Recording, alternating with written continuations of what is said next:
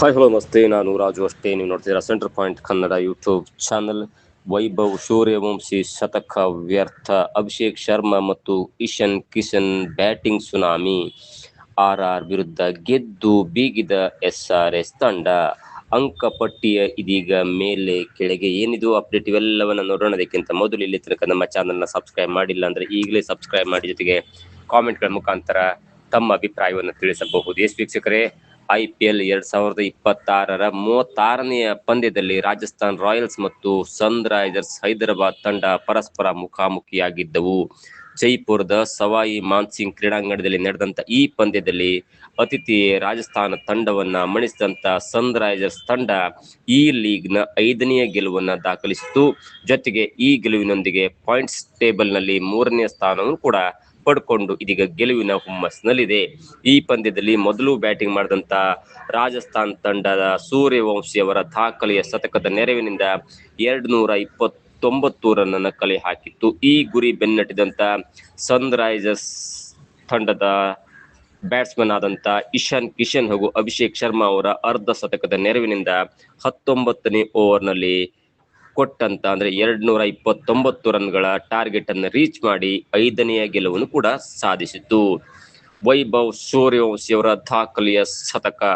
ಮೊದಲು ಬ್ಯಾಟಿಂಗ್ ಮಾಡಿದಂತ ರಾಜಸ್ಥಾನ್ ಪರ ಆರಂಭಿಕ ಜೋಡಿಯಾದ ವೈಭವ್ ಸೂರ್ಯವಂಶಿ ಮತ್ತು ಯಶಸ್ವಿ ಜೈಸ್ವಾಲ್ ಅವರು ಮೊದಲ ವಿಕೆಟ್ಗೆ 40 ರನ್ಗಳ ಜತೆಯಾಟವನ್ನ ನೀಡಿದ್ರು.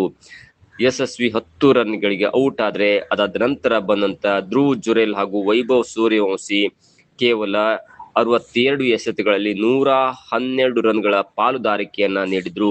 ಧ್ರುವ್ ಜುರೇಲ್ ಅವರು 35 ಎಸೆತದಲ್ಲಿ 51 ರನ್ ಮಾಡಿ ಔಟ್ ಆದ್ರು. ಇತ್ತ ತನ್ನ ಸಿಡಿ ಲಬ್ಬರ್ದ ಬ್ಯಾಟಿಂಗ್ ಮುಂದುವರಿಸಿದಂತ ವೈಭವ್ ಸೂರ್ಯವಂಶಿ IPL ವೃತ್ತಿ ಜೀವನದ ತಮ್ಮ 2ನೆಯ ಶತಕ ಮತ್ತು ಈ ಆವೃತ್ತಿಯ ಮೊದಲ ಶತಕವನ್ನು ಕೂಡ ಬಾರಿಸಿದ್ರು. 229 ರನ್ ದಾಖಲಿಸಿದ ರಾಜಸ್ಥಾನ್ ತಂಡದ ವೈಭವ್ ಕೇವಲ 37 ಎಸೆತದಲ್ಲಿ 12 ಭರ್ಜರಿ ಅಂದ್ರೆ ಅಮೋಘವಾದ ಸಿಕ್ಸರ್ ಮತ್ತು 5 ಸೂಪರ್ ಅಂತ ಬೌಂಡ್ರಿಗಳ ಸಹಾಯದಿಂದ 103 ರನ್ ಮಾಡಿ ಔಟ್ ಆದ್ರು. ಕೊನೆಯಲ್ಲಿ ಡೇವನ್ ಪರೇರಾ 33 ರನ್ ಗಳಿಸಿದ್ರೆ ಸಿಮ್ರನ್ ಹೆಟ್ಮೇಯರ್ 11 ರನ್ ಗಳಿಸಿ ಔಟ್ ಆದ್ರು. ನಾಯಕ ರಿಯಾನ್ ಪರಾಗ್ 7 ರನ್ ಗಳಿಸಿ ಮತ್ತೊಮ್ಮೆ ವಿಫಲರಾದ್ರೆ ರವೀಂದ್ರ ಜಡೇಜಾ 4 ರನ್ ಗಳಿಸಿ ಅಜೇಯರಾಗಿ ಮರಳಿದ್ರು. ಹೈದರಾಬಾದ್ ಪರ ಇಶಾನ್ ಮಾಲಿಂಗ 2 ವಿಕೆಟ್, ಪ್ರಫುಲ್ ಹಿಂಗೆ, ಪ್ಯಾಟ್ ಕೆಮಿನ್ಸ್, ಶಕೀಬ್ ಹುಸೇನ್ ಮತ್ತು ನಿತೀಶ್ ಕುಮಾರ್ ರೆಡ್ಡಿ ತಲಾ 1 ವಿಕೆಟ್ ಅನ್ನ ಪಡ್ಕೊಂಡು ಯಶಸ್ವಿ ಆದ್ರು. ಸನ್ರೈಸರ್ಸ್ಗೆ ಸುಲಭವಾದಂತ ಈ ಜಯ.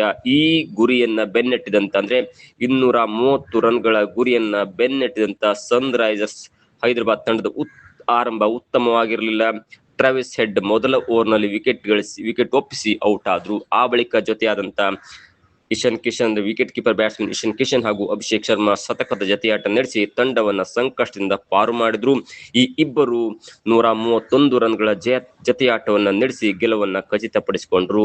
ಅಭಿಷೇಕ್ ಶರ್ಮಾ 57 ರನ್ ಬಾರಿಸಿ ಔಟ್ ಆದ್ರೆ ಮತ್ತೊಂದು ಕಡೆ ಇಶಾನ್ ಕಿಶನ್ 74 ರನ್ಗಳಿಗೆ ವಿಕೆಟ್ ಅನ್ನು ಒಪ್ಪಿಸಿದ್ರು. ಆ ನಂತರ ನಿತೀಶ್ ಕುಮಾರ್ ರೆಡ್ಡಿ ಮತ್ತು ಕ್ಲಾಸನ್ ಜತೆಯಾಟವನ್ನು ನಡೆಸಿ ರಾಜಸ್ಥಾನ್ ರಾಯಲ್ಸ್ ತಂಡ ನೀಡಿದಂತ 230 ರನ್ಗಳ ಒಂದು ಬೃಹತ್ ಮೊತ್ತವನ್ನ ಬೆನ್ನಟ್ಟಿ ಇದೀಗ 5 ವಿಕೆಟ್ಗಳ ಜಯವನ್ನ ಸಾಧಿಸಿ ಅಂಕಪಟ್ಟಿಯಲ್ಲಿ 10 ಅಂಕವನ್ನು ಗಳಿಸಿ ಇದೀಗ 3ನೇ ಸ್ಥಾನಕ್ಕೆ ಏರಿದೆ. ಮೊದಲನೇ ಸ್ಥಾನದಲ್ಲಿ ಪಂಜಾಬ್ ಕಿಂಗ್ಸ್ ತಂಡ ಇದೆ. 2ನೇ ಸ್ಥಾನದಲ್ಲಿ ನಮ್ಮ ನೆಚ್ಚಿನ RCB ತಂಡ ಇದೆ. 3ನೇ ಸ್ಥಾನದಲ್ಲಿ 5 ಪಂದ್ಯವನ್ನ ಗೆದ್ದು ಹೈದರಾಬಾದ್ ತಂಡ 10 ಅಂಕಗಳೊಂದಿಗೆ 3ನೇ ಸ್ಥಾನದಲ್ಲಿದ್ದರೆ, ಇನ್ನು 4ನೇ ಸ್ಥಾನದಲ್ಲಿ 7 ಪಂದ್ಯವನ್ನ ಆಡಿದ್ದಂತ ರಾಜಸ್ಥಾನ್ ತಂಡ 5 ಪಂದ್ಯವನ್ನ ಗೆದ್ದು 10 ಅಂಕಗಳೊಂದಿಗೆ ರನ್ ರೇಟ್ ಆಧಾರದಲ್ಲಿ ಇದೀಗ 4ನೇ ಸ್ಥಾನವನ್ನ ಕಾಪಾಡಿಕೊಂಡಿದೆ.